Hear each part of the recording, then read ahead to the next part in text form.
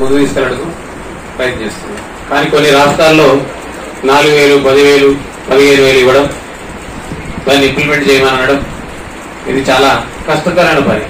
ముఖ్యంగా అంటే నా అనుభవం ప్రకారం, నా ఎక్స్పీరియన్స్ ప్రకారం ఏదైతే బాగుంది అని మనం అనుకుంటున్నామో చాలా సందర్భాలు కూడా మన మీటింగ్లలో కూడా మనం అనుకుంటా ఉన్నాం.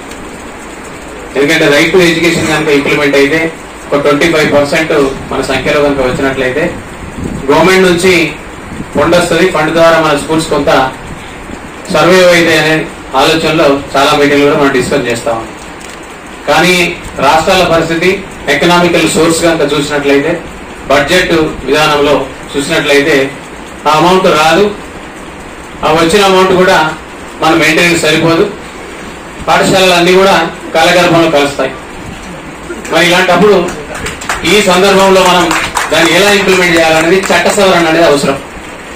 ఎప్పుడో 15 ఏళ్ళకి తీసిన రైట్ టు ఎడ్యుకేషన్ యాక్ట్ అనేది దాన్ని సవరించకుండా, పబ్లిక్ యొక్క నాడి తెలుసుకోకుండా, ముఖ్యంగా మేనేజ్మెంట్స్ తో డిస్కస్ చేయకుండా కేవలం ప్రజాస్వామ్యంలో అంటే డెమోక్రసీలో దీన్ని ఇంప్లిమెంట్ చేయాలని ఆలోచన వాళ్ళకి. ఎందుకంటే జనరల్ గా సీట్లో కూర్చున్న పొలిటీషియన్స్ ఏంటంటే ఒక 5 ఏళ్ళు వాళ్ళు ప్రజాస్వామ్యంలో వాళ్ళ యొక్క పాలనను ముందు తీసుకెళ్లాలి.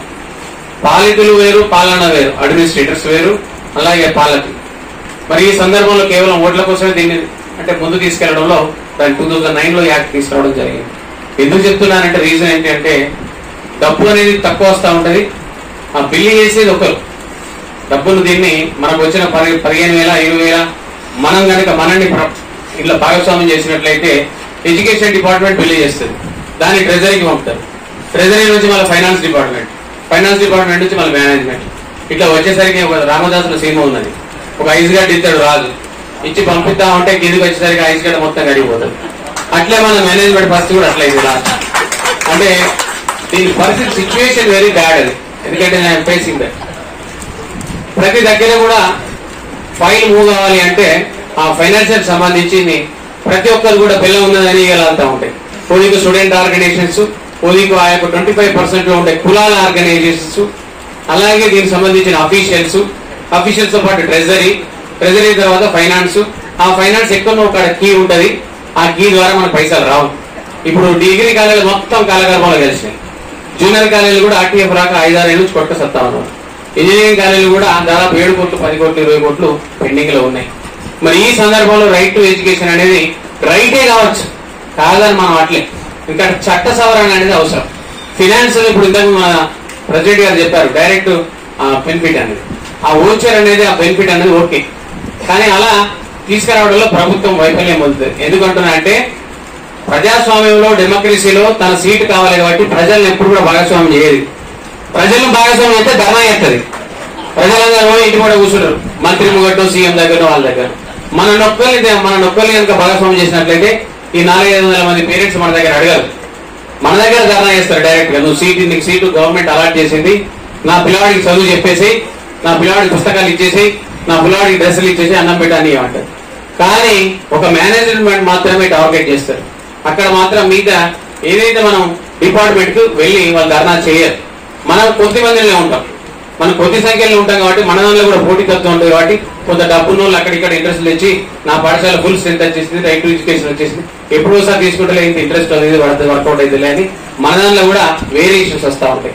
కాబట్టి ఈ స్కీమ్ అంటే ఫైనాన్షియల్ గా ఏదైతే అలాట్ చేస్తా ఉన్నారో దయచేసి దీన్ని సార్ దీన్ని ఆలోచన చేయాల్సింది ఏంటంటే ఖచ్చితంగా ఈ స్కీమ్ చట్టమే మొత్తం సవరణ చేయాలి భారతదేశం అంతా. అది చాలా అవసరం. అది ఊరికైనా రైట్ టు ఎడ్యుకేషన్ పెట్టడం 2009 వేసినాం, దాన్ని ఇంప్లిమెంట్ చేయాలి. ప్రైవేట్ స్కూళ్ళు దోసుకు తింటారు, ప్రైవేట్ స్కూల్ ఇంప్లిమెంట్ చేయట్లేదు, అసలు ఇంప్లిమెంటే చేయట్లేదు అని అనడం ఇది అపవాది, మా పైన ఉన్న అపవాది. ఖచ్చితంగా దీన్ని చేంజ్ చేయాల్సిన బాధ్యత ఎప్పుడో 15 సంవత్సరాలకు చేసింది. దీన్ని ఇంప్లిమెంట్ చేసిన చాలా కష్టమని కూడా మీకు తెలియజేస్తా ఉన్నాడు. ముఖ్యంగా మాకు డబ్బు అనేది రాదని. ఎందుకు రాదని అంటే కింద నుంచి ఆ 5-6 డిపార్ట్మెంట్ దాటాలంటే చాలా కష్టతరం నవేడేస్. ఎందుకంటే అది బెల్లమే కాబట్టి ఈగలు ఆలుతాయి. ఆ ఈగలు ఆలకుండా ఉండాలి అంటే దాన్ని వదిలేయాలి దయచేసి. కాబట్టి ఇంకా అట్లే ఇంకొకటి కూడా ఇక్కడ నేను అను తెలుసుకున్నా అంటే కర్ణాటకలో కూడా దీన్ని ఇంతకుముందు సార్ గారు అన్నారు. కర్ణాటకలో దీన్ని యాక్చువల్గా అంటే ఒక ఏరియా తీసుకుంటారు. ఏదైనా ఒక రేడియస్ తీసుకున్నప్పుడు ఆ రేడియస్ లో కనుక గవర్నమెంట్ స్కూల్స్ కనుక ఉన్నట్లయితే మనకి ఇవ్వద్దు అనేది కూడా చట్టం చెప్తా ఉందన్న. మరి అక్కడ కోర్టు పోయింది ఆల్రెడీ. ఇక్కడ ఎన్జిఓస్ కానీ అంటే పేరెంట్స్ కమిటీ కానీ వాళ్ళందరూ కూడా కోర్టు పోతే ఆ కోర్టు అక్కడ ఆపేసి మన దగ్గర కూడా దాదాపు కోర్టులో ఉన్నారు. మన పెద్దలు శ్రీరణ కూడా వేశారు గతంలో. మరి దీనికి సంబంధించిన అంశంలో మనం ఎంతైతే ఇంట్రెస్ట్ గా ఈ రోజు మనకి ఒక వర్క్ షాప్ పెట్టారో ఈ వర్క్ షాప్ ద్వారా మనం అందరం అనుకుని వచ్చినాం రైట్ టు ఎడ్యుకేషన్ యాక్ట్ కనుక ఇంప్లిమెంట్ అయితే మాకు ఒక 25% వస్తుంది.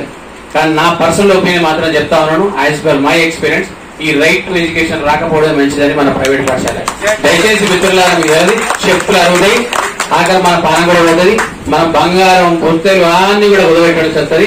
దయచేసి ఎందుకంటే కమిషన్ కూడా చెప్తా ఉన్నాను ఇది 100% అంటే దీన్ని యాక్ట్ ను ఒప్పుకోకపోతే చట్టాన్ని కనుక గౌరవించకపోతే అంబేద్కర్ గారు రాసిన రాజ్యాంగాన్ని మన భారతదేశం అంతా కూడా ఇన్ని సంవత్సరాల నుంచి కూడా రాజ్యాంగాన్ని అనుభవిస్తున్నాం కాబట్టి ఆ రాజ్యాంగాన్ని యాక్సెప్ట్ చేయాలి.